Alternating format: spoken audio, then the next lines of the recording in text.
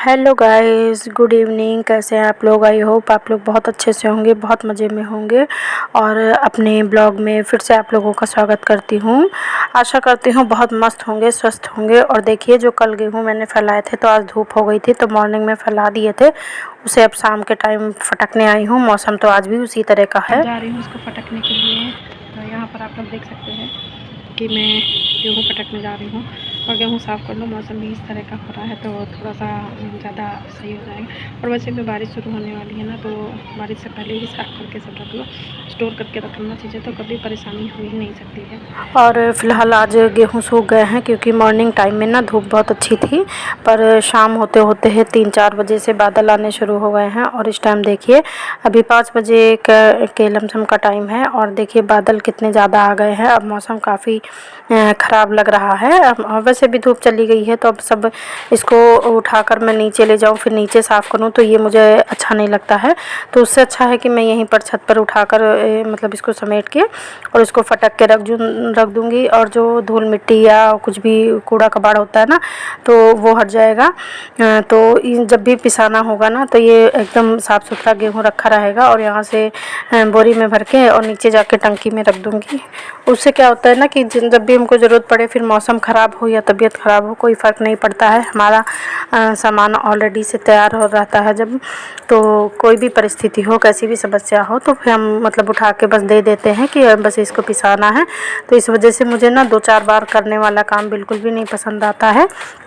मेरा शुरू से ही नियम रहा है कि जिस दिन मैं गेहूँ धोऊँ, कोशिश मेरी यही रहती है कि मुझे 2-4 दिन चक्कर ना लगाना पड़े, एक ही दिन अच्छे से 2-4 बार हाथ चलाकर और गेहूँ को सुखा लूँ। क्योंकि बार बार ऊपर नीचे करना ना बहुत ही ज़्यादा दिक्कत वाला काम हो जाता है। मुझे तो बहुत ही कठिन लगता है। और सबसे बड़ी समस्या ना कि सबसे ऊपर वाली छत पर ना नेट कैच नहीं करता है, वाईफाई कैच नहीं करता है। तो मेरा सारा काम किसी को सपोर्ट करना है या क्या है, वो सब रह जाता है। तो इस वजह से मैं ऊपर छत पर आना ज़्यादा ठीक नहीं समझती हूँ, क्योंकि मेरा दोनों काम रुक जाता है। और वही काम अगर मैं नीचे करती हूँ ना, तो मेरा सपोर्ट भी जारी रहता है।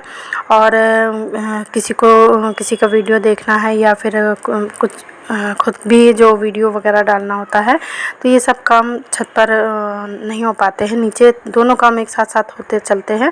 तो इस वजह से मुझे ना ऊपर आना थोड़ा कम पसंद है। ऊपर आना मैं रात में ही पसंद करती हूँ, जब थोड़ा सा टहलना हो या फिर रात में जब अच्छा मौसम होता है तो सोने के टाइम पर। और आप चारों तरफ देख सकते हैं मतलब बादल छाए हुए हैं। अब बारिश हो या ना हो इसका कोई भरोसा नहीं है, पर मेरे गेहूँ सूख गए हैं और देखिए सारे मैंने फटक भी लिए हैं। और लास्ट वाला जब धूल मिट्टी ज़्यादा होने लगी है, तो मैंने अपने नाक मुंह बंद कर लिए हैं, क्योंकि मुझे डस्ट से एलर्जी है, तो मुझे बहुत ज़्यादा समस्या हो जाती है। तो शुरू का तो मैंने अच्छे से साफ़ कर लिया है और बाद वाले को मैं पूरा नाक मुंह लपेट लेती हूँ और उसे बंद कर लेती हूँ, ताकि मुझे समस्या ना हो। और आज आप लोगों के साथ मैं अमचूर पाउडर कैसे बनाएं, बहुत ही इजी तरीके से और बहुत ही बिना झंझट वाला, तो वो आप लोगों के साथ शेयर करने जा रही हूँ। तो आई होप आप लोगों को मेरी ये इस तरह की जो मैं बता रही हूँ कैसे अमचूर पाउडर बना के और साल भर 2 साल के लिए स्टोर कर सकते हैं। आप साल भर रखिए, 2 साल रखिए, कैसे भी रखिए। और देखिए, अब मैं गेहूँ साफ़ करके आई हूँ और मेरा एक साइड तो खाना चढ़ा हुआ है और एक साइड में ये अमचूर पाउडर बना रही हूँ।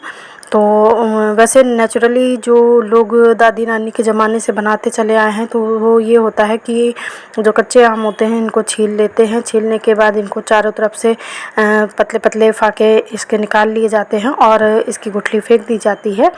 और जो कच्चे आम होते हैं जिनमें गुठलियाँ नहीं होती हैं, उनको बस ऐसे 4-5 टुकड़े करके धूप में सुखाया जाता है।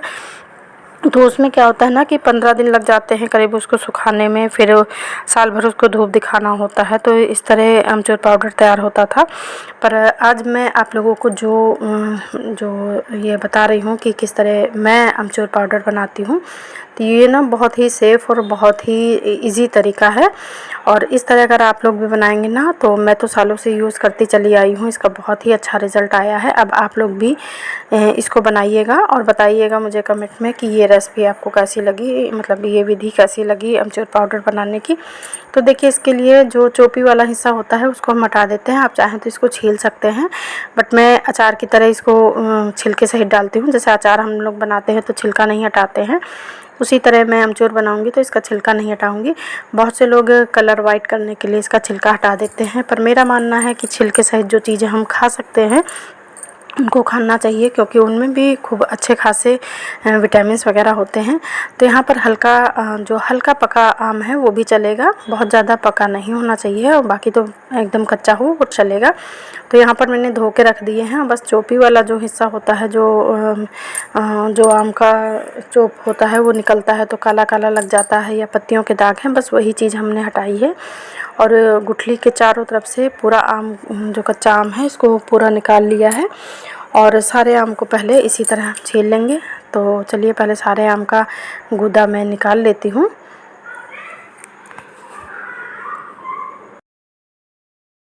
आप लोग चाहें तो छिलका हटाकर भी कर सकते हैं। देखिए छिलका हटाने में ना बस इतना अंतर आता है कि जब ये इसको हम सुखाएंगे ना तो थोड़ा वाइटनेस ज़्यादा रहेगी, वाइट ज़्यादा रहेगा, क्रीम कलर का रहेगा। और छिलके के साथ जब होता है ना तो थोड़ा सा ग्रीन टच में रहता है ये। तो बस अंतर इतना ही आता है, बाकी ना टेस्ट में कोई अंतर होता है, ना रखने उठाने में कोई अंतर होता है, बाकी कुछ नहीं होता है। और देखिए जो मतलब अब मैं तो ये है कि थोड़ा सा टाइम की भी कमी होती है। और दूसरी ये बात होती है कि छिलके सहित, ये सभी लोग जानते हैं कि जो चीज़ें छिलके सहित खाने वाली होती हैं उनको छिलके सहित खाने की कोशिश करनी चाहिए। तो उससे क्या होता है कि जितने भी उस फ्रूट के या उस वेजिटेबल के जितने भी इसके फ़ायदे होते हैं ना वो पूरे पूरे मिल जाते हैं। तो इस वजह से मैं छिलका नहीं हटाती हूँ। लास्ट ईयर तो मैंने बनाया था तो इसके छिलके हटा दिए थे। और जैसे कि आप आम का अचार बनाते हैं ना, तो जब हम आम को घर में काटते हैं तो घर में जब काटते हैं तो कुछ आम ऐसे होते हैं कि कुछ हल्के पक्के निकल जाते हैं, उसको हम साइड में कर देते हैं। और कुछ आम ऐसे होते हैं कि जैसे काटने में थोड़ा सा उनकी चोट लग जाती है तो उसको हम आम में नहीं, अचार में नहीं डालते हैं कि अचार ख़राब ना हो जाए हमारा। तो उस तरह के जो टुकड़े हैं ना उसको भी आप जो लास्ट में आम के पूरे कटिंग करने के बाद अच्छे अच्छे का तो हम अचार बना लेते हैं।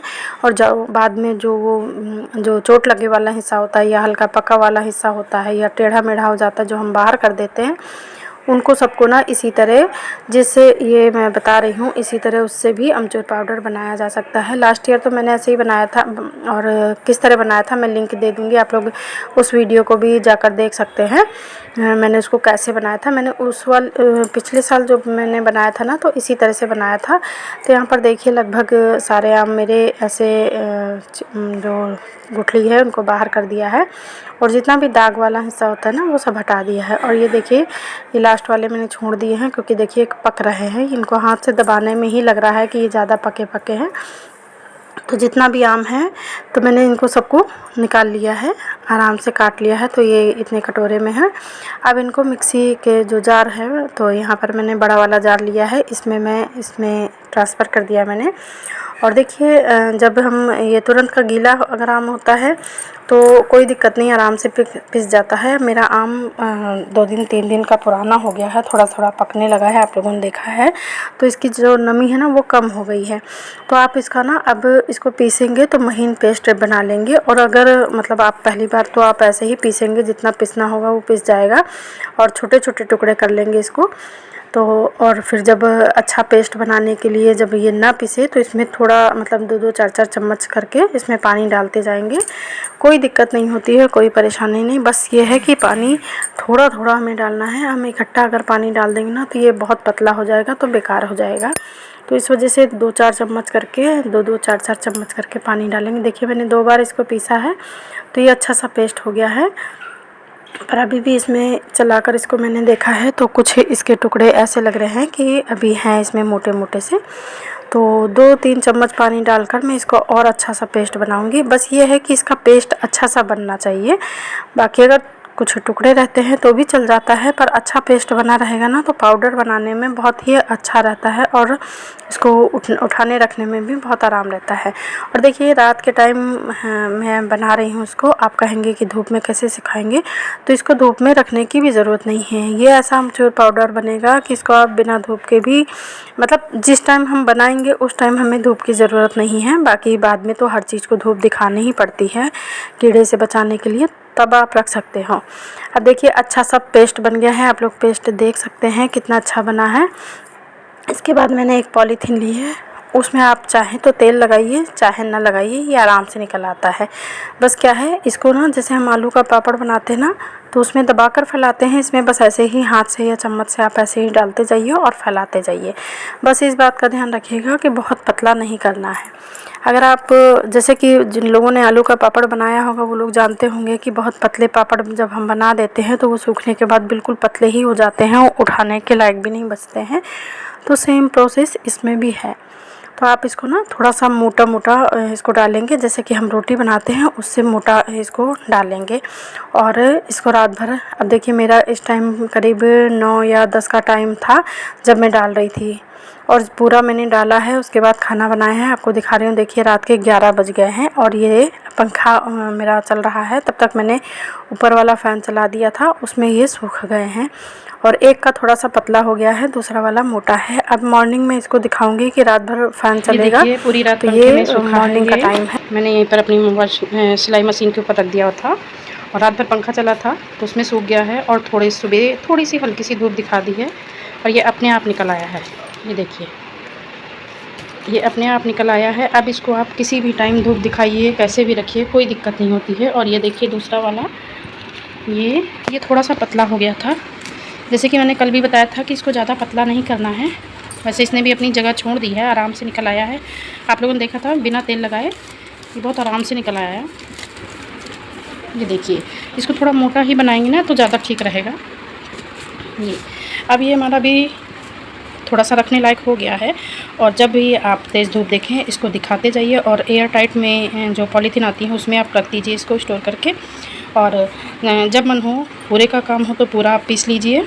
मतलब हाथ से अगर ऐसे रगड़ देंगे तो भी ये महीन हो जाता है, नहीं तो मिक्सी में एक बार घुमा देंगे अगर तो ये बहुत अच्छे से पाउडर बन जाएगा। और जब इसी तरह रखने का फ़ायदा ये होता है कि पिसे हुए में कभी कभी कीड़े लगने का डर रह जाता है, तो इसमें यह है कि आप 2 महीने 3 महीने बाद भी इसको हर महीने अगर थोड़ा सा धूप दिखाते रहेंगे इसी तरह आप रख देंगे।